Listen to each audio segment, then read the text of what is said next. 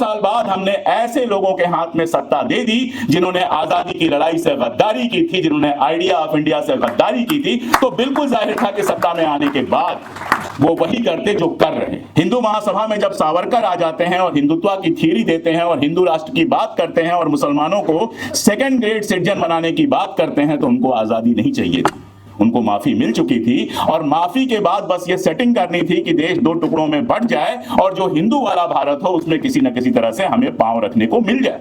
उन्हें आजादी की लड़ाई नहीं लड़नी थी।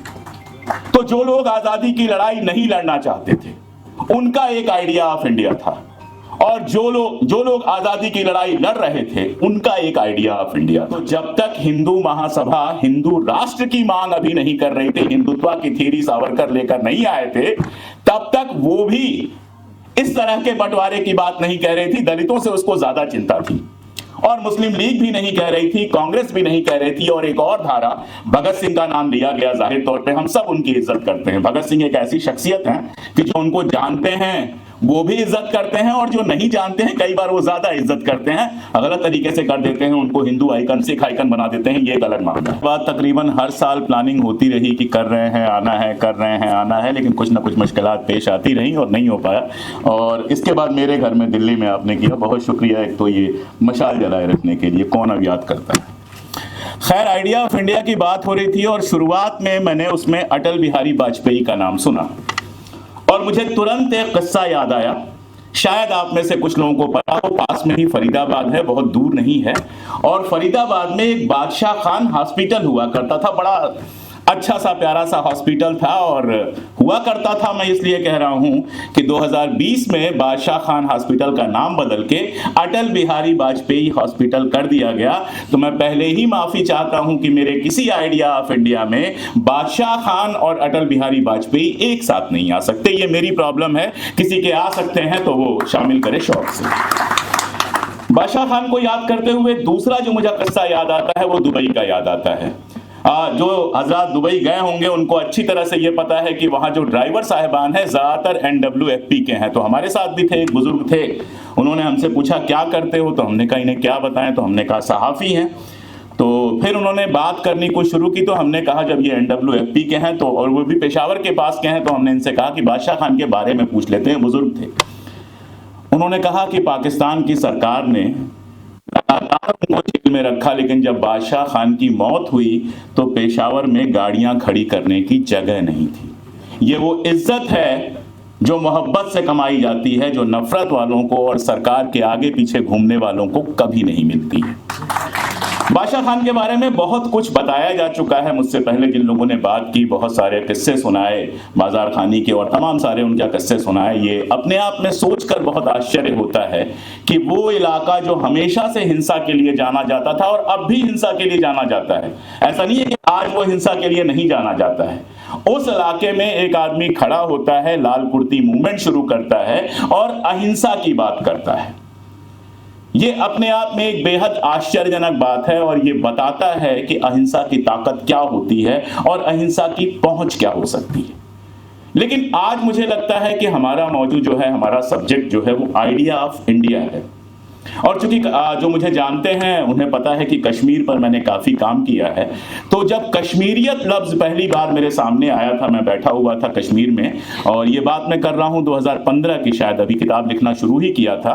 तो कहीं बैठा हुआ था और किसी ने कश्मीरियत लफ्ज कहा, तो मैंने कहा हाँ, किताबों में तो मैंने पढ़ा है, लेकिन एग्जैक्टली इसका मानी क्या होता है। और मैं बताऊं, मेरी जिंदगी का सबसे खूबसूरत वो आंसर था। उन्होंने कहा कि ये वो तहजीब है जिससे इंसान साथ रहते हैं।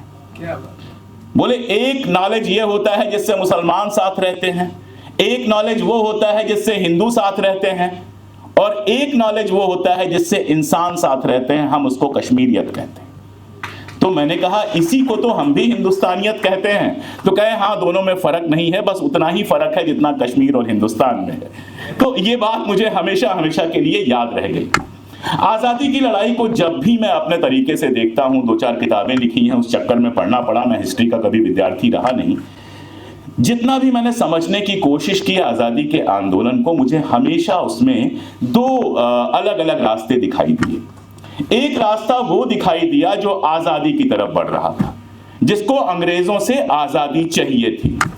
और वो रास्ता अपने जद्दोजहद में वहां तक पहुंचा कि हिंदू और मुसलमान में जब तक एका नहीं होगा तब तक आजादी नहीं मिलेगी। और मैं आपको बताऊं तो शायद आश्चर्य होगा, जो लोग नहीं जानते होंगे, 1916 की बात है, कांग्रेस की कॉन्फ्रेंस होती है लखनऊ में, और उसमें तिलक साहब थे, गांधी अभी नहीं आए थे। तिलक साहब थे जिनके जो चेले थे वो बाद में हिंदुत्व के बहुत बड़े अलंबरदार हुए। तो तिलक साहब ने मुस्लिम लीग के साथ समझौता किया, और यहां पर मैं आपको बता दूं कि तिलक साहब के जितने मुकदमे लड़े गए थे सब जिन्ना साहब ने लड़े थे। किसी के ऊपर वो भरोसा नहीं करते थे, सारे जिन्ना साहब लड़ते थे। तो 1916 में लखनऊ कॉन्फ्रेंस में तिलक साहब और जिन्ना के बीच में समझौता हुआ, कांग्रेस और मुस्लिम लीग के बीच में समझौता हुआ। तो जाहिर था कि तिलक साहब के चेले नाराज हो गए। उन्होंने कहा आपने ऐसा क्यों किया? तो जो बात उन्होंने की है हुजूर, आज भी याद रखने वाली चीज है। उन्होंने कहा हमारी लड़ाई तिकोना है, एक कोने पे मुसलमान है, एक कोने पे हिंदू है, और लड़ना अंग्रेज से है, तिकोना है, हम कभी नहीं लड़ पाएंगे। अगर अंग्रेजों के साथ लड़ना है तो इस लड़ाई को बिल्कुल आर पार की सीधी लड़ाई बनाना पड़ेगा, और ये तभी मुमकिन है जब हिंदू और मुसलमान एक हों। ये बात तिलक कहते हैं। अब आप कहेंगे कांग्रेस तो ये बात कह रही थी, लेकिन क्या कांग्रेस के अलावा आप किसी और को आजादी की लड़ाई में शामिल नहीं मानते हैं? तब मैं अपनी बात थोड़े अलग तरीके से कहूंगा। जब तक मुस्लिम लीग आजादी की लड़ाई में शामिल थी तब तक वो तकसीम की डिमांड नहीं कर रही थी। आप इतिहास उठा के देख लीजिए, मुस्लिम लीग और कांग्रेस में कॉमन मेंबरशिप होती थी, वैसे ही जैसे हिंदू महासभा और कांग्रेस की मेंबरशिप होती थी। तो जब तक हिंदू महासभा हिंदू राष्ट्र की मांग अभी नहीं कर रही थी, हिंदुत्व की थ्योरी सावरकर लेकर नहीं आए थे, तब तक वो भी इस तरह के बंटवारे की बात नहीं कह रही थी। दलितों से उसको ज्यादा चिंता थी, और मुस्लिम लीग भी नहीं कह रही थी, कांग्रेस भी नहीं कह रही थी। और एक और धारा, भगत सिंह का नाम लिया गया। जाहिर तौर पे हम सब उनकी इज्जत करते हैं। भगत सिंह एक ऐसी शख्सियत है कि जो उनको जानते हैं वो भी इज्जत करते हैं, और जो नहीं जानते हैं कई बार वो ज्यादा इज्जत करते हैं, गलत तरीके से कर देते हैं, उनको हिंदू आइकन सिख आइकन बना देते हैं। ये एक अलग मामला है। भगत सिंह की धारा जो बंदूक उठाने की बात कर रही थी वो भी हिंदू मुस्लिम एकता की बात कर रही थी। मैं आपको एक वाकया बताऊं तो यहां ज्यादातर लोगों को भरोसा आज नहीं होगा। लाहौर में हिंदू मुस्लिम एकता के लिए नौजवान भारत सभा ने एक प्रोग्राम किया, और क्या आप सोच सकते हैं कि एक बर्तन में हलाल मीट और झटका मीट पका हुआ अलग अलग एक साथ रखा गया, और वहां लोगों ने उसको साथ में खाया। इस बात पर आज कोई भरोसा नहीं कर सकता, लेकिन मैं ये जानता हूं कि जब एकता की भावना एक सीमा लांघ जाती है तो बहुत सारी चीजें अपने आप टूट जाती हैं। अगर मेरे सीने पर पिस्तौल रख के आप कहेंगे कि वंदे मातरम गाओ, तो हो सकता है मुझे अपना मजहब भी याद आ जाए, हो सकता है कुछ और याद आ जाए, मैं नहीं गाऊंगा। लेकिन अगर आप मोहब्बत से 24 घंटा मेरे पासबान बन के रहेंगे, मेरे दोस्त बन के रहेंगे, मेरे हमनवा बन के रहेंगे, और तब आप वंदे मातरम गाएंगे, तो मैं सुर में सुर मिला लूंगा। मैं ये सोचूंगा भी नहीं कि मेरा मजहब क्या और क्या। और ये मैं अपने अनुभव से कह रहा हूं, अपने दोस्तों के अनुभव से कह रहा हूं, उस हिंदुस्तान के अनुभव से कह रहा हूं जिसमें हम बड़े हुए थे। अगर आप मुझसे कहेंगे, मैं ब्राह्मण हूं, पैदाइशी ब्राह्मण हूं, और अगर आप मुझसे कहेंगे तुम्हें धोती कुर्ता पहनना है, मैं नहीं पहनूंगा।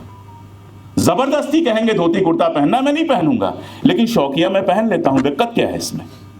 अगर आप मुझसे कहेंगे शेरवानी पहनोगे तभी इस प्रोग्राम में आने दिया जाएगा, तो मैं कहूंगा अपना प्रोग्राम अपने पास रखिए, मैं नहीं आऊंगा।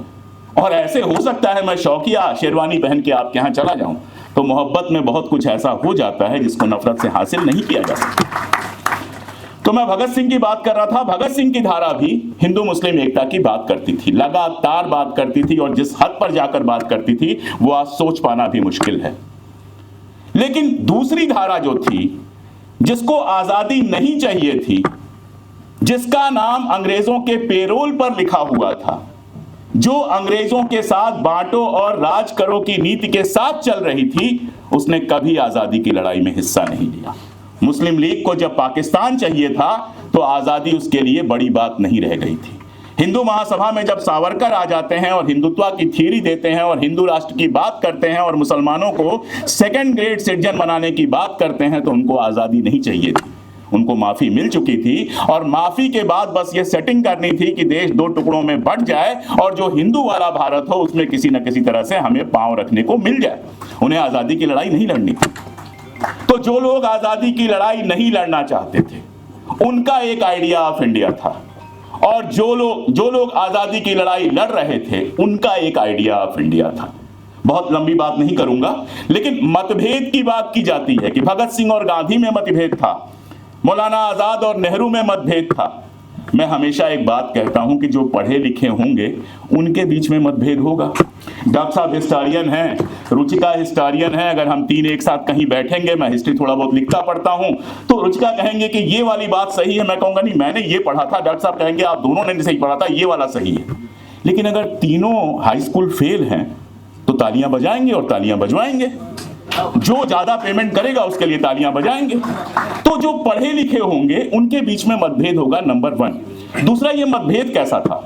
मुझे दिल्ली से मुंबई जाना है, जलाल भाई मुझे कहते हैं कि मुंबई आ जाओ, तो मतभेद ये हो सकता है कि जलाल भाई कहें फ्लाइट लो 1.5 घंटे में आओ, राम साहब कहें, राम पुनियानी सर कहें कि एक काम करो ट्रेन से आ जाओ, ज्यादा अच्छा होगा, रात भर में पहुंच जाओगे, और मैं कहूं नहीं मुझे ड्राइव करने में बहुत मजा आता है, मैं ड्राइव से आऊंगा। मंजिल एक है, 3 अलग अलग रास्ते हो सकते हैं, ये मतभेद है। और मनभेद कहां होता है कि जलाल साहब बुलाए मुंबई और मैं कहूं नहीं नागपुर में जाके सलाम ठोकाता हूं, वहां मनभेद होता है, ये फर्क होता है। तो भगत सिंह हो, गांधी हो, भगत सिंह को गांधी को गोली मारने की जरूरत नहीं पड़ी और नाथूराम गोडसे को किसी अंग्रेज को गोली मारने की जरूरत नहीं पड़ी। दोनों ने अगर बंदूक उठाया था तो दोनों का निशाना भी एक ही होना चाहिए था ना। लेकिन भगत सिंह को कहा जाता है चंद्रशेखर आजाद से, जब चंद्रशेखर आजाद हेड थे तो उस समय सावरकर के बड़े भाई ने कहा कि जिन्ना को गोली मार दो, बदले में तुम्हें हथियार भी देंगे, पैसे भी देंगे। वो ऐसा वक्त था कि वाकई क्रांतिकारी आंदोलन के पास पैसे की दिक्कत थी, भगत सिंह गिरफ्तार हो चुके थे और बहुत मुश्किलात थी। लेकिन चंद्रशेखर आजाद ने कहा कि हम क्रांतिकारी हैं, हम ठेके पे हत्याएं नहीं करते, हम हत्यारे नहीं हैं। ये फर्क होता है अगर कोई समझना चाहे तो। अब बात करूंगा तो बहुत लंबी हो जाएगी, इसलिए बहुत शॉर्ट में कहता हूं कि दिक्कत ये हुई कि इस देश को आजादी मिलते ही लोकतंत्र मिल गया। 46 के आसपास, 47 के आसपास जितने मुल्क आजाद हुए आप देख लीजिए, तानाशाही बनी, गुंडागर्दियां चली, तो वहां की जनता लोकतंत्र के लिए तड़प रही थी। हमारे यहां टाइम पे लोकतंत्र मिल गया तो जो नहीं होता है उसके लिए आदमी तड़पता है। तो 70 साल बाद हमने ऐसे लोगों के हाथ में सत्ता दे दी जिन्होंने आजादी की लड़ाई से गद्दारी की थी, जिन्होंने आइडिया ऑफ इंडिया से गद्दारी की थी। तो बिल्कुल जाहिर था कि सत्ता में आने के बाद वो वही करते जो कर रहे हैं। और एक बात मैं बहुत साफ कर दूं, मुझे बहुत बुरा लगता है जब मैं ऐसी महफिलों में आता हूं और नीचे 2-3 लोग मिल जाते हैं और मुझसे कहते हैं आप हमारे लिए नहीं। मैं किसी के लिए नहीं लड़ रहा, मैं अपने लिए लड़ रहा हूं। एक हिंदुस्तान जहां पे सब लोग मिलजुल के रहते हैं, वो मेरा ख्वाब है।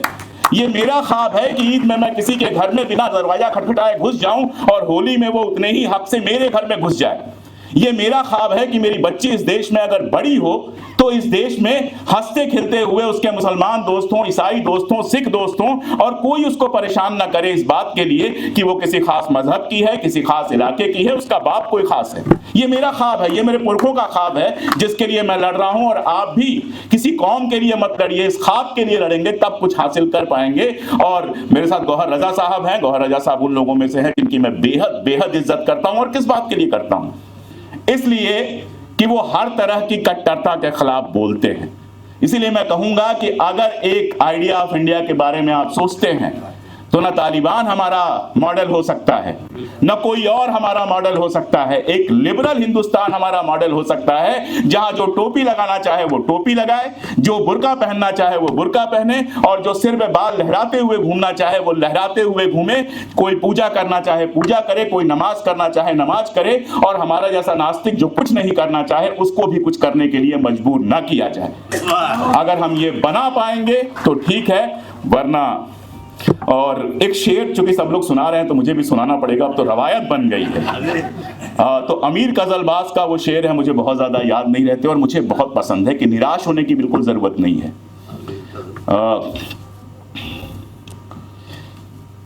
क्या मैं भूल गया? हाँ, इसी सियाह समंदर से नूर निकलेगा, भूल गया, किसी और को याद आए तो सुना दे, ये यादाश्त रह गई है। चलिए, बहुत शुक्रिया।